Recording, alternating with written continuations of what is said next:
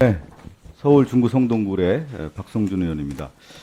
장관님, 그 민생 안정이 그 어느 때보다 중요하다. 그래서 예. 추경이 필요하다. 빠른 시일 내에 이 추경이 확정될 수 있도록 국회가 협력해 주길 바란다. 어제 윤석열 대통령의 시정연설이었죠. 네. 그러면서 처칠과 애틀리에 전시 연립 내각을 얘기를 했습니다. 시정연설만 안 보셨어요? 예. 어제 있었습니다. 그러면 이 처칠과 애틀리는 어떤 관계입니까? 장관님. 질문 계속 해주시죠. 처칠은 보수당이었고요. 예. 애틀리는 노동당이었습니다. 예. 우리가 얘기하는 전시 연립 내각이라는 것은 거국 내각을 말하는 것이죠. 국가 위기 상황에서 자기 당의 의원들만 장관을 시키는 것이 아니라 초당적 협력을 통해서 거국 내각을 구성한 겁니다. 그러면 보수당과 노동당의 정책적 방향이라는 것은 다른 거 아니겠습니까? 근데 노동당의 애틀리를 부총리를 임명해서 내각을 임명했다라는 것은 결국은 국가 위기를 극복하고자 하는 의지의 발현이고 그것을 상징적 인물을 통해서 화합의 의미를 담는 것이죠. 그러면 지금까지 윤석열 대통령이 그 모습을 보였습니까? 장관님 어떻게 생각하세요? 뭐 그렇게 말로만이 아니라 하시려고 굉장히 실제 했습니까? 애를 쓰고 계십니다. 그러면 초기 내각 구성에 있어서도 야당의 협조를 구했어야 되는 것이죠. 그래야 그것이 진정한 의미가 되는 것이죠. 그렇게 생각하지 않았습니까? 국회 경험을 해보셨지 않았습니까? 예, 뭐 제가 조각 만약에 그게 부족하다고 하면은 이미 이 추경 예산과 관련된 내용이 있다고 하면 여야 야당의 지도자들에게 지도부에게 손을 내밀어서 이렇게 추경을 예산을 편성한다, 도와달라 이렇게 요청을 하고 전화하고 만나고 그렇게 하는 것이 당연한 거 아니겠어요? 시정연설문을 보면 진정성이 보이지 않는 거예요. 거국 내각, 전시연립 내각 말로만 하는 것이죠.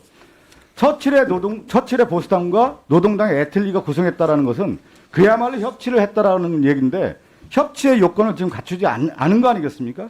장관님 어떻게 생각하세요?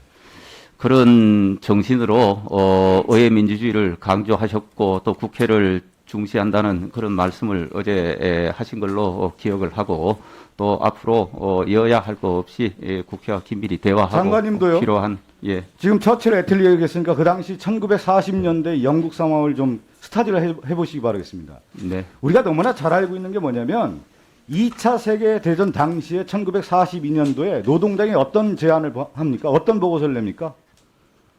우리 교과서에 나오지 않습니까? 요람에서 무덤까지라고 하는 베버리지 보고서가 나오는 거예요. 전쟁 당시에 나오는 겁니다. 요람에서보다. 그 당시에 전쟁 상황에서 최고의 복지 정책을 노동당이 제안을 하는 겁니다. 그래서 사실은 처칠과 이 애틀리의 보수 노동당의 내각이 실질적인 내용에 대한 것들을 합의를 이루는 겁니다. 그 이후에 전쟁이 끝나고 나서 1945년도에 누가 집권하는지 아세요? 2차 세계대전 당시의 주인공은 처칠이었지만 45년도에 다시 노동당의 애틀리가 집권을 합니다. 그러면서 사회보장제도를 확립하면서 영국이 안정화 들어가는 겁니다. 이거 알고 계셨어요? 예. 이 내용을 대통령에게 알려주세요. 대통령이 모르고 쓰고 얘기한 것 같습니다. 제가 볼 때는. 어떻게 생각하세요? 기본적으로 그런 역사 인식을 갖고 어제 말씀하신 걸로 말로만이 저는 아니라 글만이 아니라 야당 지도부에게 손을 내밀고 정말로 이 내각의 구성에 있다고 하면은 협조가 필요하다 하면 주요 인사를 추천도 받아야 되는 겁니다. 그것이 처칠과 애틀리가 보여줬던 전시연립 내각, 거국 내각의 모습이다. 이것이 윤석열 대통령이 가야 할 방향이 아니겠느냐 이게 말씀드려요. 그러니까 말로만 해서는 안 된다는 겁니다. 그 말씀을 좀 장관님께서 얘기해 주시기 바라겠습니다. 그리고 제가 김수웅 의원님 얘기했지만 저는 깜짝 놀란 게 저는 경제 전문가도 아니고 그냥 상식적 수준에서 얘기하는 거예요. 장관님께서 지금 징계할 대상이 있어요. 징계 대상이. 지금 그 기획재정부 내에서. 그동안에 초과세수 관련된 부분에 대한 얘기를 계속 해오지 않았습니까? 초과세수가 부족하고 재정 건정성에 대한 얘기를 장관님도 의원 시절에 얘기하지 않으셨어요? 근데 이번에 59조 추경 편성하면서 재원을 초과세수를 44.3조예요. 이게 어느 날 이렇게 나온 겁니까? 만약에 기획재정부에서 초과세수 관련된 내용을 제대로 보고를 하지 않았다면 그 담당자들 다 징계해야 되는 거 아니겠습니까? 초과세수도 부족하고 만약에 추경을 편성했을 경우에 예산 부족이 일어나고 재정 경제성의 침해 요소가 상당히 크다.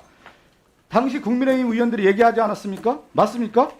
그러면 기획재정부에서 이렇게 추가 세수를 많이 편성할 수 있었다라는 것은 거짓 보고로 한 거 아니겠어요? 그거 어떻게 생각하십니까? 예. 그 담당자들 여기 나와 있습니까? 담당자들 누군지 보고하시겠습니까? 여기 상임위원회에서? 일단 지금 추가 경정 예산안을 편성해서 제안한 거는 제가 중심이 돼서 했기 때문에 제가 일단 소상히 말씀을 소상히 드리도록 밝혀주시고요. 하겠습니다. 뭐냐면 국가 예산을 고무줄입니까 이게? 어느 날은 안 된다고 얘기했다가 지금 저는 깜짝 놀랐습니다. 기본적인 국민들이 바라봤을 때 초과 세수를 44.3조라고 하는 것을 얘기했을 때 누가 받아들이겠습니까? 깜짝 놀라서 이거 아니겠습니까? 이 관련된 얘기를 했다면 예산이 고무줄이 돼서는 안 된다. 이 내용에 대해서 이건 국가 기관과도 맞물려 있다. 이렇게 생각돼요. 기획재정부 장관이시고 그동안에 기획재정부에서 많은 일을 해왔고 기재위에서 일을 하지 않았습니까? 이 정도의 보고를 했다고 하면은 징계 대상이다. 거기에 나와 있는 차관들 어떻게 생각하세요? 한번 말씀해 보십시오. 1차관, 2차관 한번 얘기해 주십시오. 누가 담당입니까? 이 예산 관련해서는.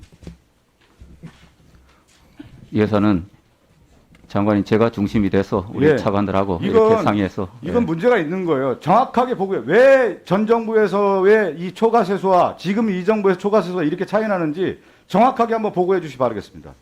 그리고 지금 장관님, 예. 전 세계가 지금 양적 완화로 인해서 뭐 고물가 시대, 고금리 시대에 들어가서 예. 상당히 경제가 어려울 거라고 얘기를 하고 있는데 예. 우리나라는 지금 우리나라도 지금 고금리 시대 가고 있지 않습니까? 고물가 시대가 가는데 이렇게 지금 추경을 편성해서 양적 완화를 했을 경우에 지금은 당장 괜찮은데 추후에 어떻게 될지에 대한 사이드 이펙트, 역효과에 대한 부분도 좀 고려해야 되는 거 아니겠습니까? 그거 예. 충분히 고려하고 있습니까?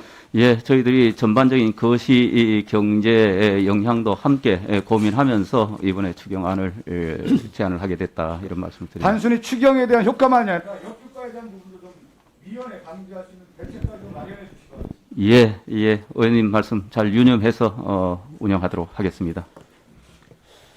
예, 박성준 의원님 수고하셨습니다. 이어서 유경진 의원님 질의하시겠습니다.